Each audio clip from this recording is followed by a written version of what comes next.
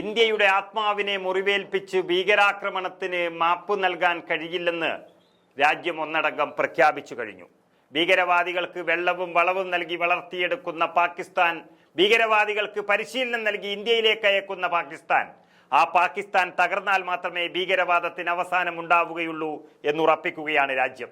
അതാണ് ജാതിമത രാഷ്ട്രീയ ഭേദമന്യേ രാജ്യം ആവശ്യപ്പെട്ടിരിക്കുന്നതും. അതാണ് സർവകക്ഷി യോഗത്തിന്റെ അഭിപ്രായമായി വായിച്ചെടുക്കാൻ കഴിയുന്നതും. അതുകൊണ്ട് ഇനി കാത്തിരിക്കാൻ ഇന്ത്യക്ക് സമയമില്ല, പണി തുടങ്ങിയിരിക്കുകയാണ്. ഇന്ത്യ തദ്ദേശീയമായി വികസിപ്പിച്ച ഗൈഡസ് മിസൈൽ പരീക്ഷണം നടത്തിക്കഴിഞ്ഞു. ഇത് പാകിസ്ഥാനുള്ള ഒരു മുന്നറിയിപ്പ് കൂടിയാണ്. സ്വന്തം കാലിൽ നിൽക്കാൻ പോലും ശേഷിയില്ലാതെ പരസ്പരം പോരടിച്ചു കഴിയുന്ന പാകിസ്ഥാനെ തകർത്തെറിയാൻ ഇന്ത്യക്ക് കൂടുതൽ പണിയൊന്നും ആവശ്യമില്ല. പാകിസ്ഥാന്റെ നെഞ്ചകം തകർക്കാൻ തയ്യാറെടുത്ത ഇന്ത്യ സമുദ്രത്തിൽ നിന്ന് തൊടുക്കാവുന്ന ദീർഘദൂര പ്രഹരശേഷിയുള്ള മിസൈലാണ് ഇന്ന് പരീക്ഷിച്ചത്. INS സൂറത്തിലായിരുന്നു നാവികസേനയുടെ പരീക്ഷണം. ലേസർ നിയന്ത്രിത മിസൈൽ പരീക്ഷണമാണ് നടത്തിയത്. നാവികസേനയുടെ പടക്കപ്പലായ INS വിക്രാന്തിലായിരുന്നു ഈ മിസൈൽ പരീക്ഷണം നടത്തിയത്. ഇന്ത്യയുടെ പ്രതിരോധ ശേഷി വർദ്ധിപ്പിക്കുന്നതിൽ മറ്റൊരു സുപ്രധാന ചുവടുവയ്പ്പാണ് നടന്നത്. ഇസ്രായേലുമായി സംയുക്തമായി വികസിപ്പിച്ചെടുത്ത ഈ medium range surface to air മിസൈലിന് 70 കിലോമീറ്റർ വരെ ദൂരപരിധിയുണ്ട്. കടലിലൂടെ നീങ്ങുന്ന ഏത് ശത്രുവിനെയും ഈ മിസൈൽ ഉപയോഗിച്ച് പിന്തുടർന്ന് തകർക്കാൻ സാധിക്കും.